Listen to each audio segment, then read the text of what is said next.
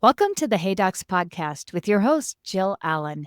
Today, we're diving into the world of personality tests once again with special returning guest, Kimberly Collins.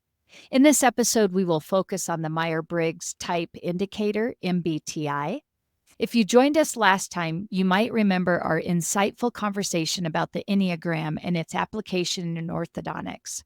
This time, we'll explore how the MBTI can be a powerful tool for small business owners, including orthodontists, to better understand and manage their teams. Let's jump in.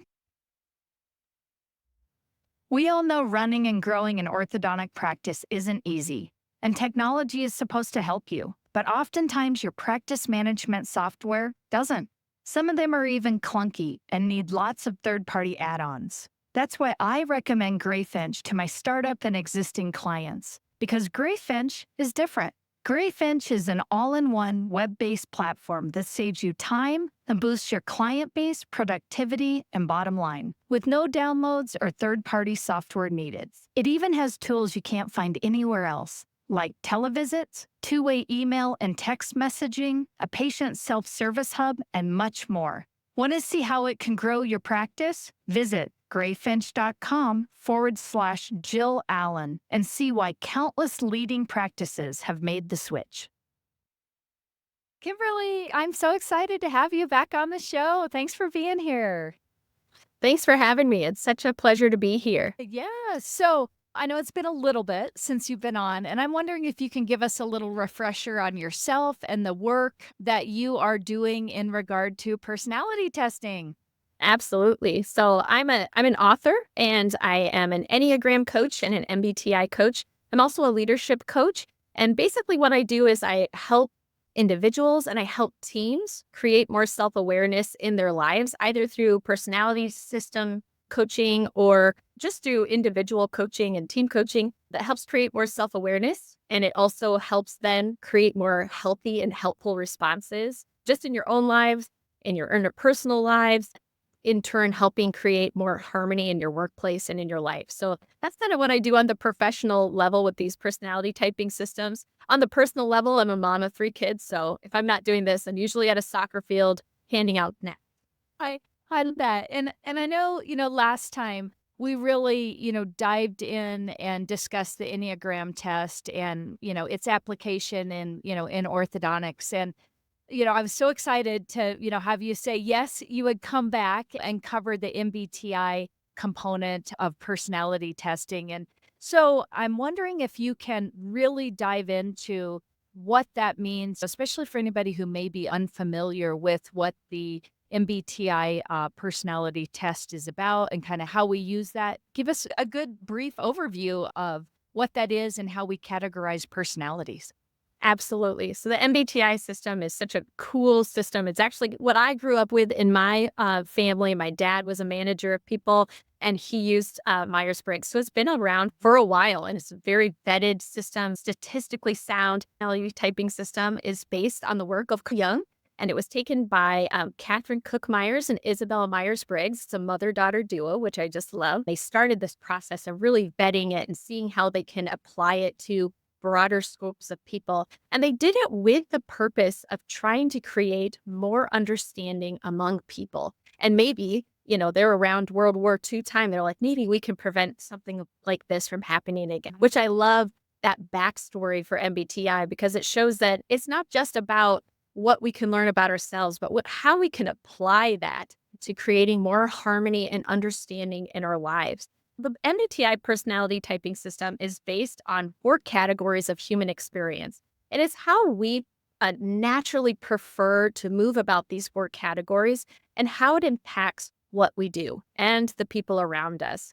It's important that I point out that I'm saying prefer because that is how the MBTI personality system works. It's all about our preferences. It's not about pigeonholing us into the skills that we have. We can't develop any other skills, but how, if given no obstacles, no requirements, this is how we're going to operate in these. It's kind of like signing your name with your dominant versus your non-dominant hand. When we're in our preference, it's natural, easy, it's automatic. We don't spend energy thinking about it. But if we're working outside our preference and signing our name with our non-dominant hand, We can still do it, but it's going to require thought and concentration, maybe a little bit more energy. And maybe we're going to need to recover after working outside that preference. So it's important to say that we're not ever our personality type and that everybody has developed adaptations to help them move about their own world in a significant way. But that is where we would prefer if we didn't have any other requirements on us. Also, it's important to say that all preferences are equal. Just like in the Enneagram, there's no one way, which I know is such a thing that we want to say, like, this is the way we want to think and this is the best way. But really, everything is equal. And it's important to remember that. Yeah. And I think that is, kind of an interesting point, because I do think, we're looking sometimes, for validation maybe in these personality tests or, different things. So true. And, it's like, oh, well, I'm stronger in this, so therefore, I am less or more than my Absolutely. co-worker. Or like you said, I love that you pointed that out. It really is not that. It's just leaning into where you're naturally at. And I would love it if you can kind of talk about how this kind of works into our smaller business structures. Of course, it's going to be in bigger businesses too. But I think I'm going to say in orthodontics, we're a smaller business as a whole, Absolutely. unless we're part of a big DSO or OSO. And I think that really tapping into the personalities of your team and the personality of yourself as a doctor or a leader or an office manager can really help solidify a really good team and the work product that comes out of everybody understanding strengths and weaknesses within their teams. Do you want to talk about that a little bit? Absolutely. Any personality typing system, when it's coming into the workplace, where it's really going to thrive is self-awareness and other awareness. And so the self-awareness, anytime a team wants me to come in or a small business owner, I always want to start with that team leader, because that team leader is setting the tone for everyone else.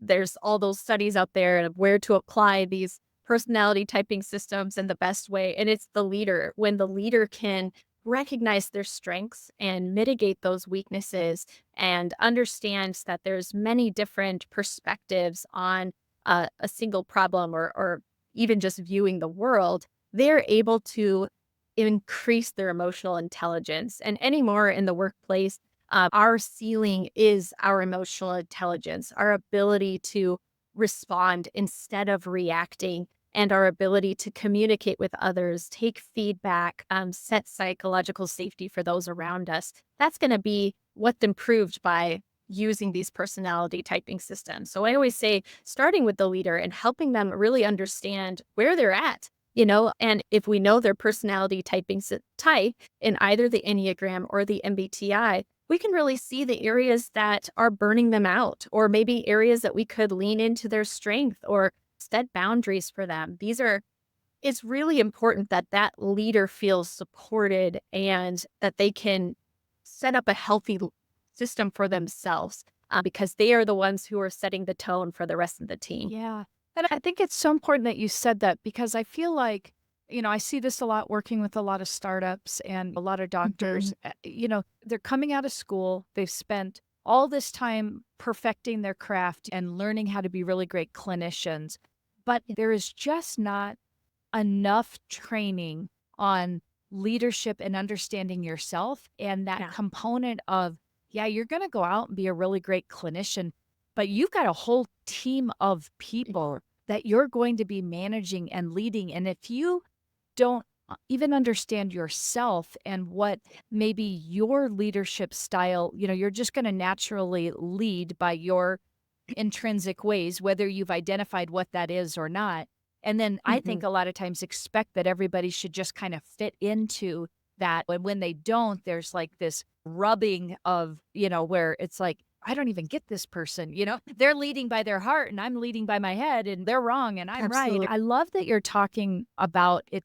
And what I'm hearing you say is it really needs to start with our doctor first or the leader of the organization. You need to have an understanding of who you are and how you approach things to then better understand how your team is. I think so many Yeah. times I see docs that'll do these personality tests and like, well, I just need them to do this so they can understand me better. No, no. And we wish it was. We wish that the world would treat us with kid gloves and tiptoe around our triggers. But unfortunately, it usually is the opposite. Whatever is your trigger is going to show up over and over and over until you're able to have space around it enough to deal with it. And you're absolutely right. It's so easy to try to throw the Band-Aid outward and say, hey, team, quit bothering me about this. It's really triggering me. And it's a lot more work to look at yourself and say, okay, this is how I show up, and this is what I need. That could mean that, hey, I feel really sensitive around this. This means I need a boundary around it and say, I need more space. I need more time. Whatever it is, it doesn't have to be muscle through it, leader, and just show up and put your nose down to the grindstone. It's much more fluid than that. And it's a lot more about taking care of your health. If you know who you are, you know what you can ask of yourself in a healthy way. Yeah. Yeah. Oh, I love that. And, it makes me wonder too. I think about myself and I've been in business, my own business now for 18 years. I think naturally we just grow as who I was 18 years ago, business owner, is very different than who I am now and probably who I will be another 18 years from now. Right. If I'm still doing it. But you kind of touched on something where we kind of naturally lean into, I'll say, these personality categories. And I definitely want you to unpack that for us. What are those Yeah. and what does that mean? But I'm wondering, do you see, as you have worked with leaders, that maybe that changes over time? Are there changes where, I may have, done this personality test 18 years ago and I may do it now, and naturally I may be in a different spot than I was 18 years ago. And I guess where I'm leading to this is I think sometimes people will be like, I did that. I did that a long time ago. I know who I am. Maybe. Right. But I'm wondering if you can unpack that and then maybe talk just a little bit about, kind of those categories and what that looks like. Sure, absolutely. And so I feel like to answer your question, it's kind of almost in two different buckets. One bucket is your personality type. And depending on which personality system you're working with, either Enneagram or MBTI or even Colby, they really believe that that's kind of set early on in your life. So, the Enneagram is really with that ego development. They think maybe around like age 8, you're kind of set. And MBTI maybe a little bit later, and Colby the same thing. But that's one bucket where maybe you know what your natural preferences are, where you're going to naturally kind of lean to in conflict, in communication, in your preferences. And then the other bucket is self-mastery. The personality typing systems are not meant to say, hey, let's put you in a box. It's more to say, hey, this is the box you're in. Would you like to make any changes to that? Is there any kind of healthy response you would like to make that's different than what you maybe developed as a little person that was an adaptive strategy to feel safe and feel loved and feel belonging? So absolutely, to your point, as we get older and as we take all those experiences into our lives, we're making healthy changes. We're showing up differently the older we are. In fact, as practitioners, if somebody's really struggling trying to find their personality types, frequently we'll say, think back to when you were 20 or when you just left your mom and dad's household and you're starting out on your own as an adult. Because we start learning and growing away from these very rigid personality patterns that we were in, again, as adaptive strategies as little people. Yeah. I love that. And it's like I like that you said, because, we are who we are to a point, but it's almost, or at least the way I'm taking it, it's almost like we're mature enough to maybe see ways to work around things, good or bad. Again, I know how I might have reacted or done something 18 years ago that there's probably, it's still there. It's just I might have a different approach, at this stage in my life. Absolutely. I think we could all look back and have those moments where we say, that really bothered me when I was 20. And now when I'm this age, I can feel much more space around that. And that's growth and that's experience. We are kind of set from those adaptive strategies, those parts of socializing that we put on ourselves to feel like we belong, to feel loved, to make it through the day. And that as we get older, if we're not shedding those pieces of ourselves, we become more rigid and it kind of ossifies. It was protective at first, and now it feels like we're being strangled by it.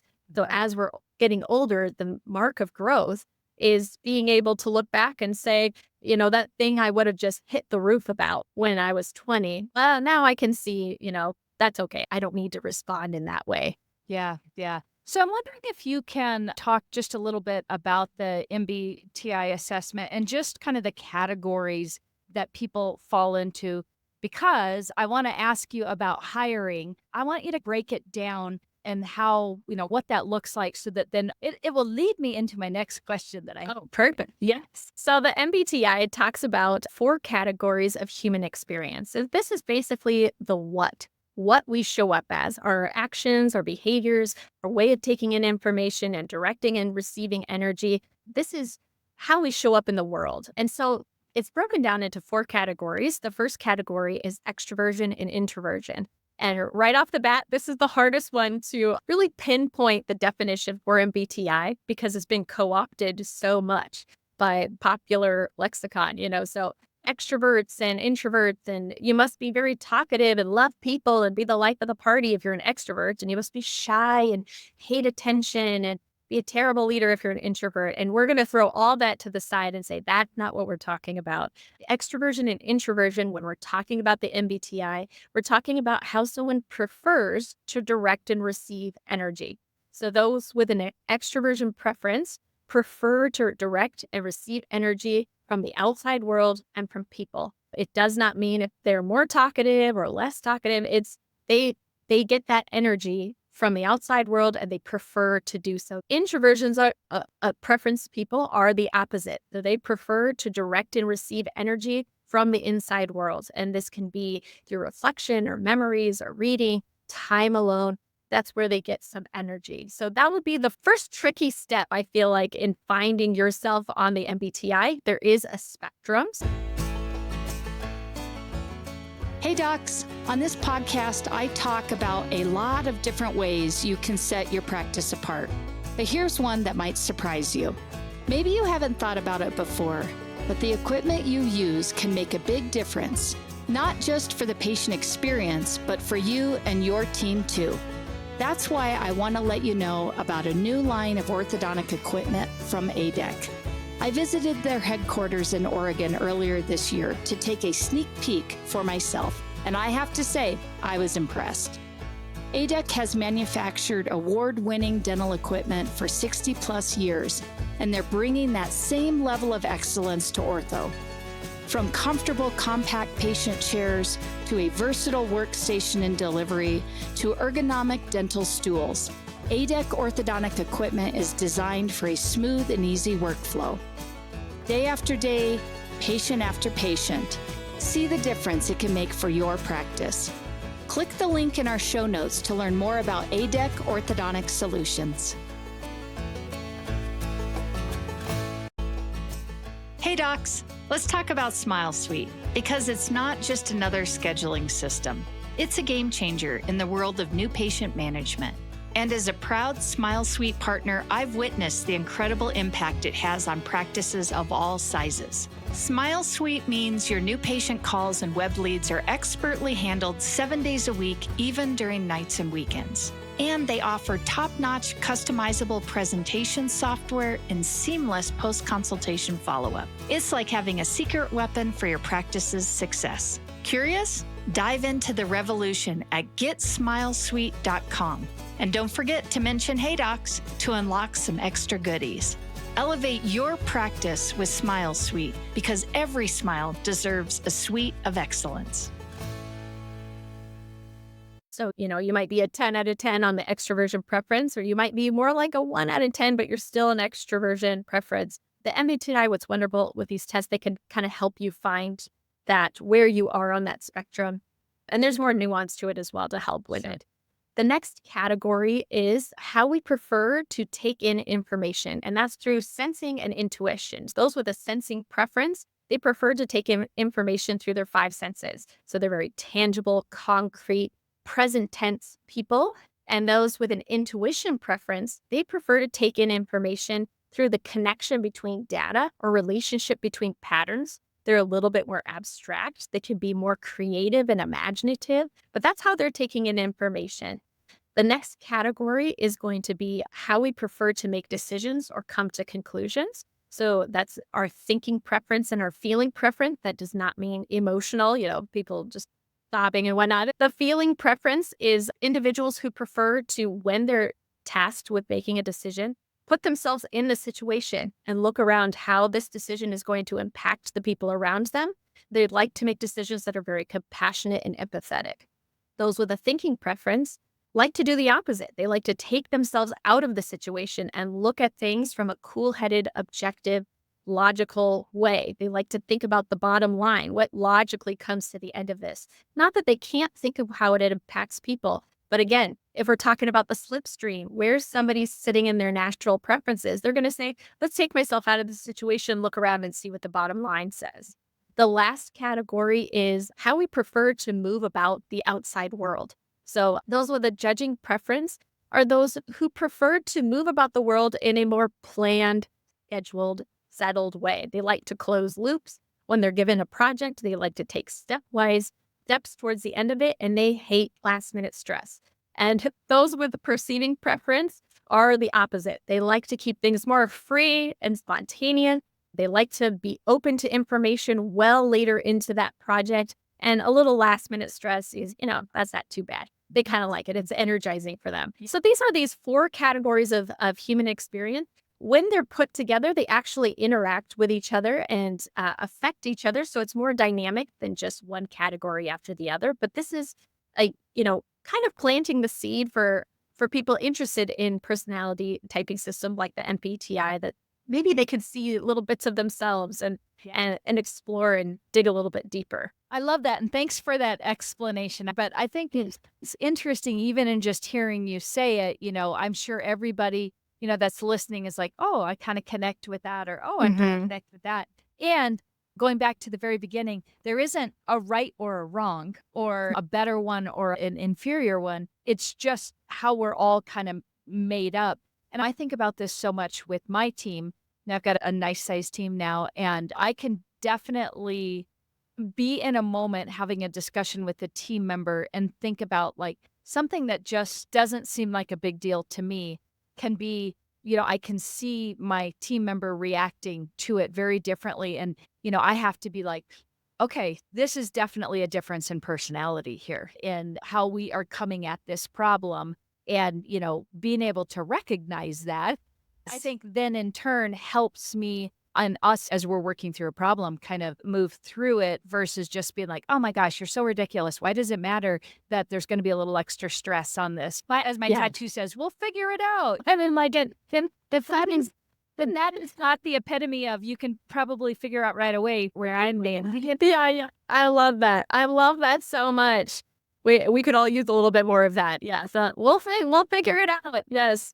But that's a lot of stress for, certain people are like, what are you talking about? We'll figure it out. Like, I need to have this planned out. So yes. I'm kind of wondering if you can help us kind of relate this into our teams and let's talk about it first from a hiring perspective in onboarding in regard to how this works into our team culture. And, I'm wondering if you can talk a little bit about number one, can we use this, for determining should I hire somebody or not for my team, and what kind of trouble could we or could we not get into?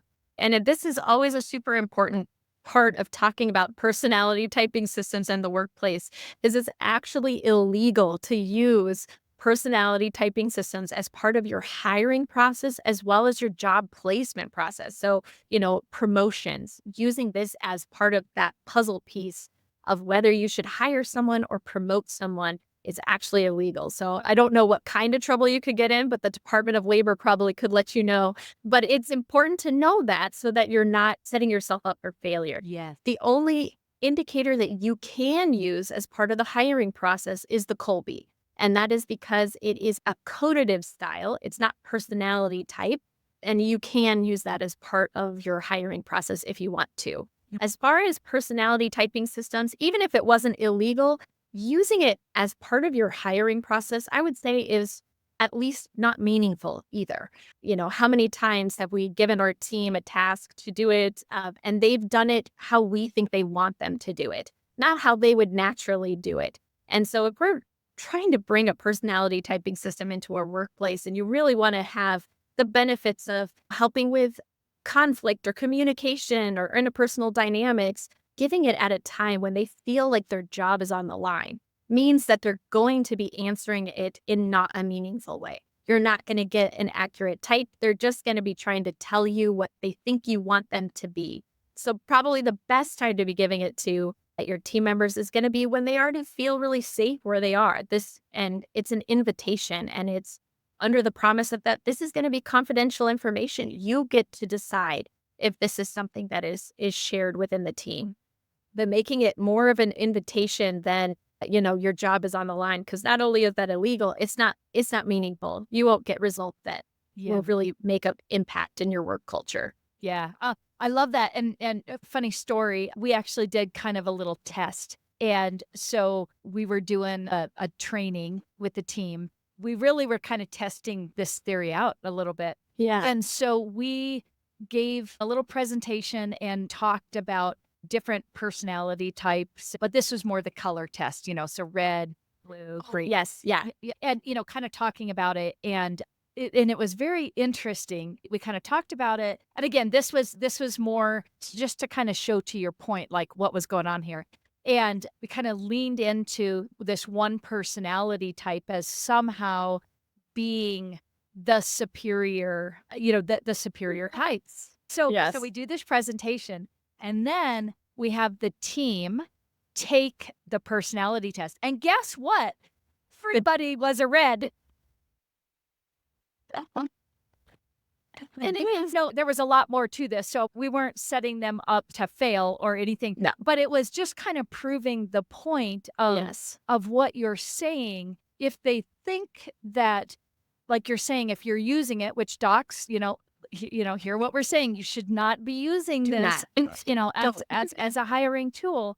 But if you're doing that, you're just naturally kind of setting this seed that, if I'm hiring for a TC position, well, they're going to want an outgoing personality. Exactly. They're going to want somebody that is comfortable in, and I think it will just naturally skew that personality test where, as you're saying, we want to use this as a tool once somebody is hired to just understand how they're going to interact. Like, we already know how our team is, and we just want to know how they're going to interact. But I love what you said about this does not have to be something that's shared. It isn't like the scarlet letter that they went around in the office and, well, of course, Jill's going to buck the system because she's, blah, blah, blah, blah. And now it becomes a conflict. It's something that's only shared if they want it to be, but it's more so a tool for an office manager or a doctor to really understand, kind of how people are interacting and to better. Am I correct in? Absolutely. And to remember too that, I've had this question from teams of IT professionals or engineers, it really does attract a certain type of person who likes lots of details and maybe time alone or whatever it is. And, getting the question, should we be hiring for that type? And my answer is, too much of a good thing is a bad thing. Too much sugar in your cookies is gross. Not enough salt also is gross. You need to have the balance. And again, the idea, we can't solve problems using the same thinking that got us into it. So we need this variety of perspectives. We need our P's with our J's. The J's would drive each other crazy if we didn't have somebody saying, we'll figure it out. So we need that variety in our workplace, and we need people to feel comfortable owning who they are and seeing ways that maybe they can expand their skills so that they feel more comfortable and that we can help with interpersonal conflict. But that, like you said, it's not a scarlet letter. We're not going to say, oh, well, you know, a person with this type, they're always going to buck the system so we can disregard them. So, it's really for the team, it's an invitation. Would you like to know more about yourself? Would you like to know more about your team so that there can be more communication, more understanding, maybe help with conflict ahead of time by just saying that's how they're going to handle the project and that we're going to give them grace around that. But it's not a requirement and it can be confidential. There's going to be certain types that privacy is, and that the invitation to take it and then keep the information private until they feel comfortable, it will be paramount for buy-in for this type of work. Yeah. And that leads me to my next question. And, some of the challenges that I think can arise when practice owners or managers try and implement testing like this. So I'm wondering if you can talk about that a little bit. Absolutely. And the first one will be always, always, always psychological safety. So this has to be a space where people are allowed to be who they are. They're allowed to express differing opinions. They're allowed to take interpersonal risks, make mistakes, and not get negative repercussions from either leadership or their team members. And it has to be both. So they're not going to have leadership coming down on them, and they're not going to have their teammates gossiping about them. Psychological safety is going to be absolutely paramount for this type of work because we're talking about things that we're not good at. And if we're talking about the Enneagram, it's things that we're scared of. And so it's really deep personal work. And for some types, this psychological safety level that they feel comfortable at is higher than others. And that's great. But that's going to be the first challenge is establishing ahead of time that this is a safe place to be who you are. You don't have to be like everybody else, and you don't have to be like the leader. Yeah. And probably the best place to start with that, and again, I'm always going to come back to that leader, is where's the leader at? How do they feel about, their strengths, their weaknesses, this personality typing system they're asking their team to do as well, having them feel really confident with the tool that they're asking their team to use. And the team seeing the growth that the leader is using this and showing by being able to take feedback or handle conflict in a more positive way. And again, I'll say it a million times, but the gossip has to be under control in the workplace, both with leadership and with team members, for this to be able to be anything that somebody would be feeling comfortable using. Well, and as you're saying this, I think, probably a mistake I've even made as an owner is because I think it's so much fun to dive into, Oh, yeah. the personality testing and just to kind of see where everybody's at. Part of it is like, oh, this is just fun, Super fun. Love it. It's just like, a fun little party trick. And and I think, as I'm hearing you talk, like, definitely I have had team meetings where I'm like, let's all take this personality test and then we'll all talk about it and giggle about it and, and be like, oh, yeah, I can see that in you, or yeah, I can see that in you. But I think there's a difference here in, is it more just the fun, lighthearted, we're just kind of seeing where we're each at, or that safety component? And now I'm thinking, oh man, I probably didn't do that very well as a business owner because I think, oh, this is great. Let's see where we're at. And I think your team too. If there's enough safety in the team that you can take it and have kind of a fun time with it, then it sounds like you have a level of trust for that. A lot of why the warnings I'm coming out is the corporate culture can be so cutthroat, and that there is a lot of, treating it gently. If your team feels comfortable using it in a lighthearted way, then it sounds like you have a good pulse on your team, and that, and then it being, if you want them to go deeper with it, that being an invitation. But I mean, who doesn't love finding out the personality types of everybody? Then, I'm definitely guilty of it too. And that it is a fun thing. It's a fun thing to know how somebody is thinking and operating differently than you are. And there's no problem with that. So it is, again, just, keeping a pulse of your own team. Do they feel like they could say, oh my goodness, I'm so terrible about blah, blah, blah, and that be just everybody's laughing and having a good time with it? Then it sounds like there's safety is there, that people feel they can be themselves and that there's nothing shameful about that or Sure. that needs to be hidden. Yeah. Yeah. Okay, good. It's such interesting stuff. Obviously, I'm a geek about it, so you'll never get any judgment from me. As we start to finish up here, and I know that you and I could just keep going and keep going, and this Yes. is like, oh, I can't wait to have her on again to talk about this. I want you to just kind of talk a little bit about the difference, and I'm sure a lot of my listeners will go back and listen to the podcast where you talked about the Enneagram. But, just kind of the difference in this type of testing versus the Enneagram and how a practice might use one or both in their practice.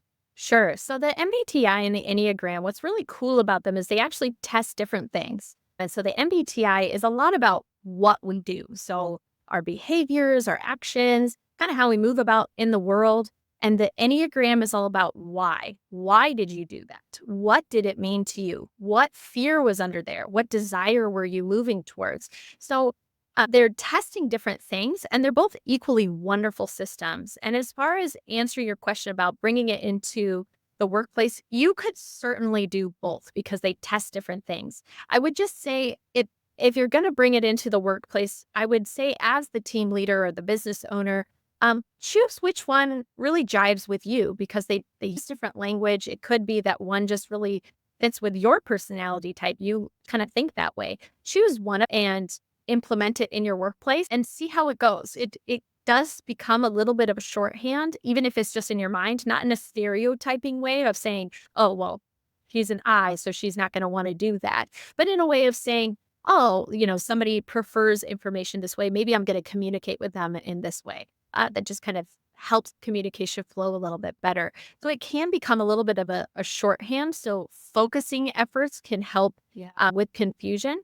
If, say, your personality just like junky like I am, and you're like, I can do both. I can fold both things in my brain. I would say that the MBTI does great, especially in the workplace and in larger groups, because we're talking about our what. It's a little bit easier to codify. It's a little bit easier to test. It's a little bit easier to put groups together with similar things and have them work stuff out. And using the Enneagram for your leadership, where you're really diving into the whys behind actions and getting to know each other a little bit better, because it can help with those deeper seated conflict patterns that people are going into. So you can really use both, but I would say probably start with one and see how it goes. I think that's great, and it is kind of good to have an understanding and maybe a little bit of a roadmap on how best to use both of those, and that they are doing different things. As we said, the what versus the why. So if somebody wants to get a hold of you, they want to learn more about your coaching, your book, personality testing in general, where can they do that? How can they do that? Yeah, absolutely. So I have a website. It's enneagramreflections.com. So you can check that out. It has all my contact information, what I'm up to, a book that I've written or podcast that I'm on, and about coaching and team consulting as well. So that's all on there. Wonderful. Awesome. And I know we'll have that in the show notes for anybody who's, wanting that. All right. Well, Kimberly, as you know, we like to finish up Hey Docs with a little speed round. You probably remember that from the last time.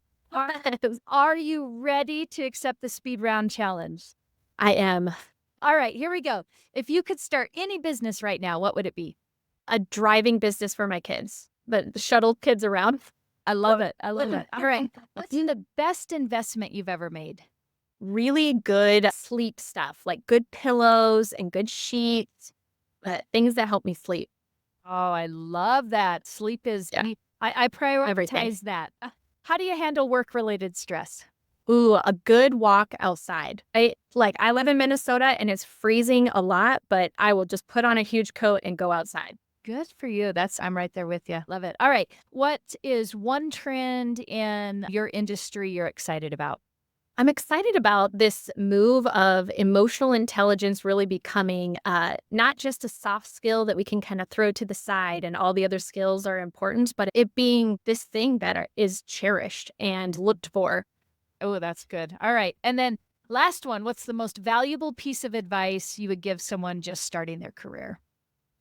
Ooh, I feel like maybe be open to possibilities. Be open to what's in front of you and not get so narrow in on what you think it needs to be. Sure. Yeah. Sure. I love it. Well, Kimberly, this has been just a joy again having you on the show. You're just such a wealth of knowledge, and I'm sure a lot of people are going to be like, all right, this was another awesome one. I'm going to reach out. Yay. And I really do hope that a lot of my doctors will, because I think, doing the work on yourself and understanding yourself only helps with your teams, especially if you're a younger doctor. I think existing too, but if you understand yourself, I think that just naturally helps build that team culture and what's going to happen Absolutely. within your practice. And I think just how much you're going to like what you're doing for the long haul. Oh, yes. Absolutely. So- Prioritizing your health. Help you have a good long career. Yes, exactly. Well, thank you so much, and I hope we get another chance to talk more about this. Thank you. Yeah, thank you so much for having me. See ya. Bye.